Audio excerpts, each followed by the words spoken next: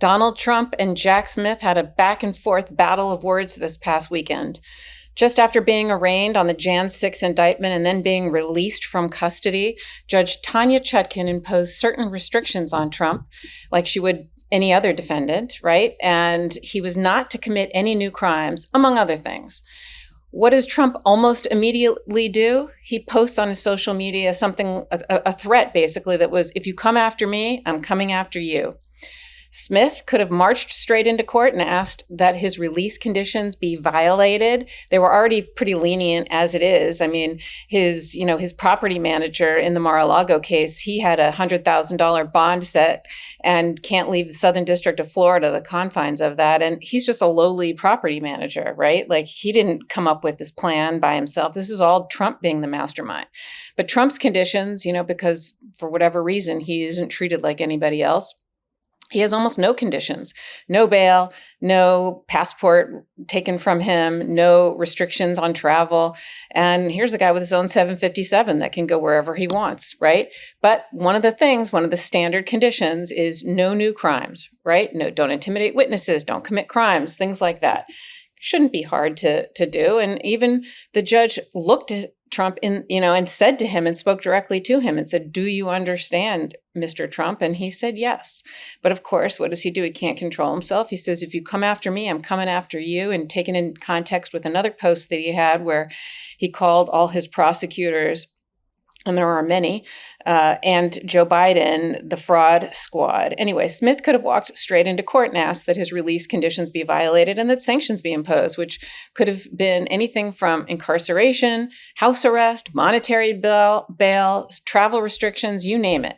But instead, Jack Smith decided to take a more measured approach, and he swiftly, though, went in and asked Judge Chutkan for a protective order pursuant to Federal Rule of Criminal Procedure, Section 16D1, kind of like the one he has in his New York case, which is basically a protective order means Donald Trump, in order to receive discovery early, so all of the documents and case file and everything that Jack Smith has, he's not entitled to this until right before trial. But Jack Smith, who's trying to get this thing going quickly, wants to turn it over to him with a good, he even said with like a digest and, kind of pointing to these are the important areas and a table of contents, et cetera, to make it as easy as possible for him.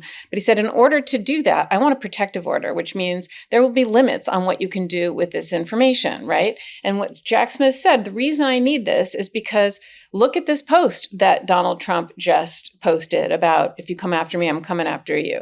He will intimidate witnesses. He could use information that he learns from these discovery materials about who has testified, what they said. You know him. He has shown he has a track record that he will go and intimidate witnesses. He'll talk about it publicly. And, that will negatively affect the trial, and it will impact Jack Smith's ability to ensure a fair trial that is not in any way prejudiced by public statements.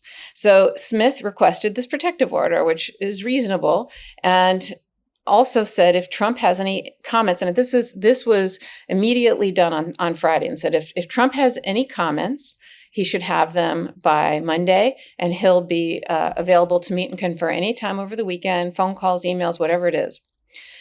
But rather than making proposed edits on the protective order, his lawyers instead wrote a motion asking for more time, saying we can't possibly respond in this short amount of time. But Smith immediately fired back and said, well, you had time to ask for more time. You could have used that time to make proposed redline edits on the proposed protective order.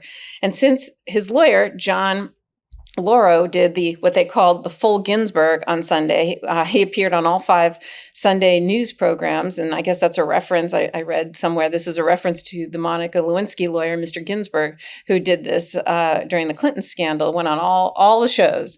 That wouldn't be a good look to the court saying, oh, we can't, I don't have time to answer your order, Judge, because I'm on TV. So the judge basically swiftly, again, all over the weekend, denied this request and ordered him to respond by Monday, which he did. So this response in opposition to the government's motion for a protective order accused Jack Smith of being overly broad and not narrowly tailored to address only material that presents a particularized safety or security concern, right? In other words, he's saying, don't make all the material protected or limited. Instead, just certain things that might be quote unquote sensitive. And he says that this request, John Lauro, his lawyer, said that Trump's lawyer said that this request, the government's request to restrict all the documents, regardless of their sensitivity, is contrary to established law and Trump's First Amendment rights. To resolve this, he requests the court adopt a more narrow proposed red line that he attaches and as an exhibit to the order to shield what he calls only genuinely sensitive materials from public view. He says this more measured approach is consistent with other protective orders, and it would also, the government could also protect the highly sensitive categories of material, expedite the flow of discovery, et cetera. So in other words, what's happening here? What he's saying is, you know what? I don't want all my documents under a protective order because you know what that'll do? That will limit Trump's ability to try this case in the court of public opinion. Why? He has no desire to try this case in court ever, because if you do go to court, and witnesses are put under oath and cross-examined, and prosecutors are put to their burden to prove a case beyond a reasonable doubt.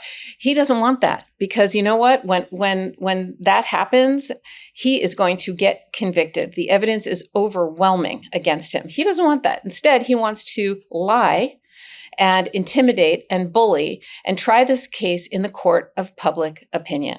And that is not okay. Judges don't allow this. In any other case, they would never allow this. Why? Because that can impact potential jurors and impact the trial. It impacts the integrity of the trial and witnesses, right? Witnesses shouldn't be intimidated and allowed to, be bullied. And look, given Trump's track record, this is not a, it might happen, right? Trump does this. He already has proven he can't stop threatening, bullying, and intimidating anyone, witnesses, prosecutors, anyone in a case. In fact, he did it the day after he was arraigned and promised he wouldn't.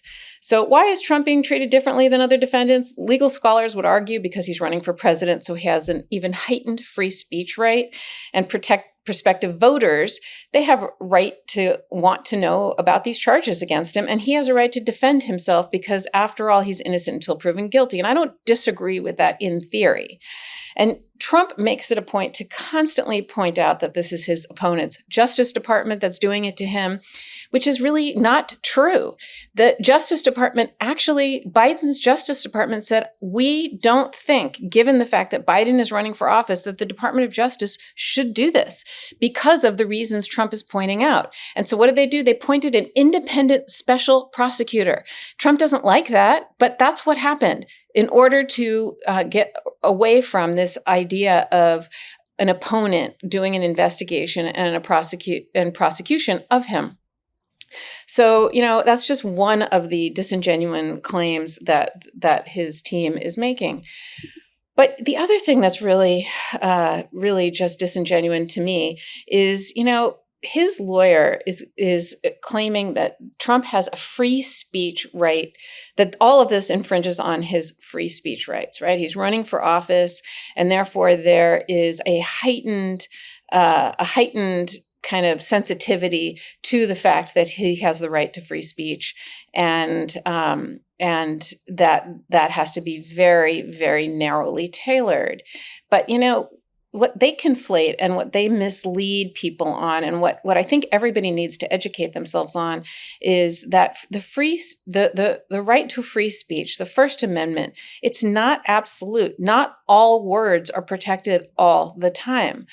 If that were the case, then there wouldn't be any limitations on speech. But there are so many examples that have been, people have talked about all over the news on the last coming days on restrictions on free speech. What they say is how, you can't yell fire in a crowded theater, to create havoc in a stampede when there is no fire. That's not protected. Or, every time you want to hire a hitman, not that people do that regularly, but any case where somebody went to hire a hitman and they say they don't do the murder themselves, they don't pull the trigger, they don't buy the gun, they do nothing but say words to the hitman. And that person will be prosecuted for murder in the first degree higher than the person who actually pulls the trigger. And those were just words. And, the other examples are every conspiracy case where two people agree to commit a crime together, right? You can't just turn around and say, oh, free speech, we agreed to commit a crime together. Or every fraud case, every time you defraud somebody, it's always with words. But again, that is not, you don't have a free speech right to do that. And, we could give example after example after example of this. And, I actually was contacted by one of our listeners over the weekend, Leonardo from Canada, who I thought made a really good point, which he said that, it's even worse, right? You can't yell fire in a crowded theater. Everybody knows that example, right? That's not protected speech. But even worse would be if a fire chief went in, knew there wasn't a fire, yelled fire in a crowded theater. People would think, oh, wow, he's a fire chief. He's in uniform. He must be telling me the truth. And they will rely on that. And again, that makes it even worse. And Donald Trump is the fire chief here, right? He's the guy running for president. And he's the one who, when he says these things, it's not just like anyone else saying it. And, people listen to him and believe him, even though he lies, bullies, defames. Another thing that's not protected. You're not allowed to defame people. You can lie. That's okay. But you can't lie in order to defraud someone. You can't lie and commit a crime. Lying is protected speech, but you might be held liable for defaming the person or guilty of a crime. Have you heard of senescent cells, also known as zombie cells? These old, worn-out cells no longer serve a useful function for our health, wasting our energy and nutritional resources. These zombie cells tend to accumulate in our bodies as we age, leading to the aches, slow workout recoveries, and sluggish mental and physical energy associated with that middle-age feeling. Our sponsor, Neurohacker, packs 7 of the most science-backed senolytic ingredients into one formula called Qualia Senolytic. And you can take it just 2 days a month for fast, noticeable benefits and a much better aging process. Senolytic ingredients are science-backed to support our body's natural elimination of zombie cells. Maintaining my pace in life is hard enough if I'm feeling in my physical and mental prime, let alone if I start letting age slow me down. That's why I use Qualia Senolytic. My body and energy levels feel about 15 years younger after just a couple of months of adding Qualia Senolytic to my diet, and I love how easy it is to take. Having more physical and mental energy for my family and friends is such a win in how I show up for those I love. My productivity has doubled. I feel invigorated and enthusiastic with a daily drive and enthusiasm to get things done. The formula is non-GMO, vegan, gluten-free, and the ingredients are meant to complement one another, factoring in the combined effect of all ingredients together. It's also backed by a 100-day money-back guarantee, so you have almost 3 months to try Qualia Senolytic at no financial risk and decide for yourself. If you're in your late 20s or older, adding Qualia Senolytic to your diet can play a crucial role in combating negative aging symptoms. Go to neurohacker.com/legal for up to 50% off Qualia Senolytic. And as a listener and viewer of Legal AF, use code LEGAL at checkout for an extra 15% off your first purchase. That's neurohacker.com/legal to try Qualia Senolytic with code LEGAL and start aging on your terms. So Trump claims that, in his motion that, Jack Smith gave a short press conference on August 1st, which he called a gratuitous out-of-court statement to the media, and he should get to respond to that, right? I mean, look, Jack Smith gave a very brief statement telling people there was an indictment and not much more. But he also goes into, in his motion, he also posts I don't get at all. He posted a photo of Joe Biden that had a cup of coffee saying, a cup of Joe never tasted better. But this was a thinly veiled reference to the indictment. I don't see that at all, but that was in his motion. He also makes the claim that we've heard him say over and over again, well, the DOJ waited 2.5 years to bring this case. So the fact that it's bumping into the election is not Trump's fault. It's the DOJ's fault, and he shouldn't get, they shouldn't benefit from hamstringing Trump. And, this motion is trying to, by this protective order request, Jack Smith is trying to censor my political speech. These are all things we've heard before. And, it sounds familiar. And really what he's going to do, he also asks for more time to respond to this, because why he wants to delay. But the bottom line is that the right, that to infringe on someone's constitutional right, it does have to be narrowly tailored because it's a right. But this protective order does seek to limit the disclosure materials in a way that is narrowly tailored, given who Trump is and what his track record is and how he constantly is trying to try this case in a court of public opinion and thereby potentially infecting a jury pool and their ability to be fair and only listen to the evidence as opposed to things that they've heard or read, and same thing with witnesses. Now, there's a proposed red line. Okay, so really what the Trump does through his lawyer is he goes through the protective order and he makes red lines or changes to what he wants in the protective order. So the first one comes as paragraph 3 of the protective order, where it says, the defendant and defense counsel shall not disclose materials or their contents directly or indirectly to any person or other persons assisting, other than to people assisting the defense and other persons to whom the court may authorize disclosure, authorized persons.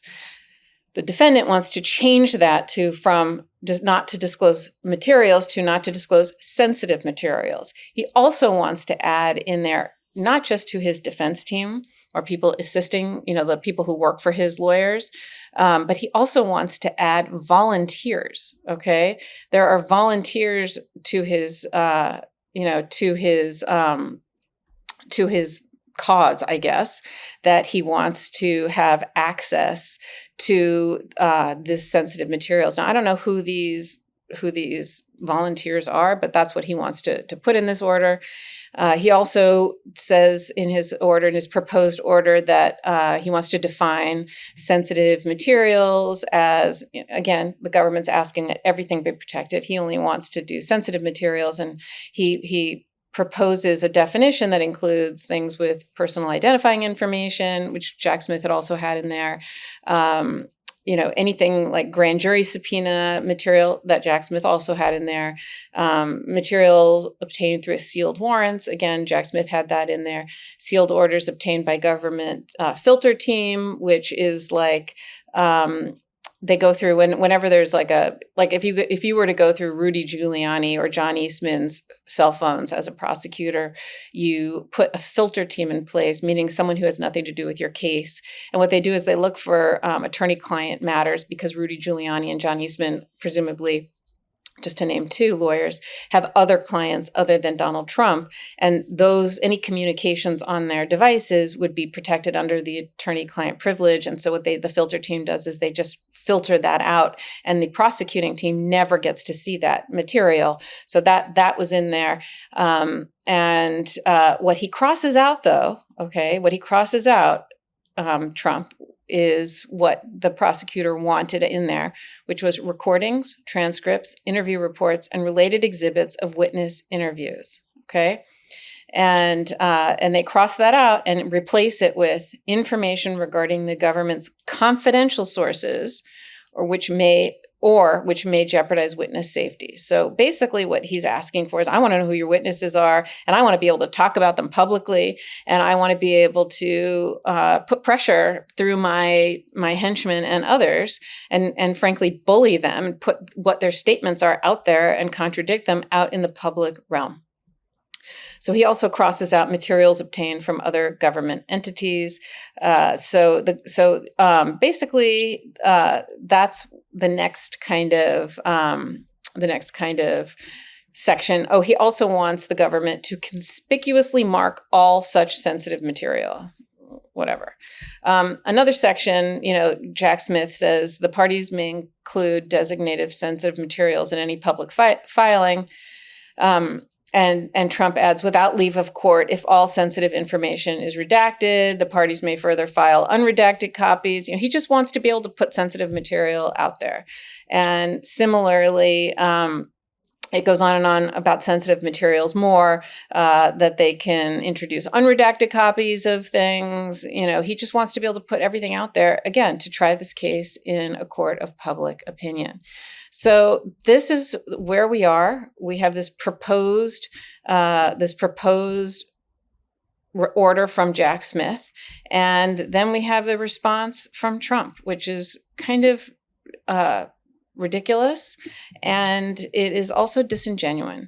And instead of he basically says, let's treat information regarding the government's confidential sources or which may jeopardize witness safety. Let's not treat that as sensitive. Let's treat that as sensitive, but not witness transcripts or recordings or interview reports, all that kind of stuff. That's not automatically sensitive. So that makes no sense, right? Why would it be that yes, okay, you might have a government source and that person might be sensitive, but their information and their statements aren't. Again, that just makes no sense, and that could jeopardize people's safety. Also, look, these by limiting the protection, to materials that implicate confidential sources or would jeopardize a witness security, what he's doing there, he's basically forcing the special counsel, to have to identify who those people are, what materials go with it. And by doing that, in some senses, you're outing them, right? And putting them in danger. So the other thing is all of this would potentially slow things down and delay the litigation because, you have to go through all this, which of course is what he wants to do, is, a protective order, here is one more vehicle for him to delay his trial because he doesn't really want a trial. And so he just wants to be able to make extrajudicial statements, where he could, prejudice a jury pool and intimidate witnesses, because that's what he does. And I just think that, you're going to see a very strong reaction from Judge Chutkan. I think she's going to, she's not going to like what Trump did. She's not going to like that he, right away, immediately after she told him not to do this, that he did. And that he is violating her release terms. And so I think she's going to have a strong response. I think she's going to potentially do a protective order the way the government is requesting. She might put some limits on it, but I don't think she's going to put the limits that Trump's lawyers have requested and allow Trump to try this in the case, in the trial, in the court of public opinion, which is what he wants to do. So the saga continues. All of this was over the weekend, and so everybody's working hard over the weekend. And hopefully we'll hear from the court soon. And when we do, we'll be back with more hot takes, me and my co-hosts, Ben Meiselas and Michael Popak. I'm Karen Friedman Agnifilo from Legal AF. Join us every Wednesday and Friday at 8 p.m. Eastern.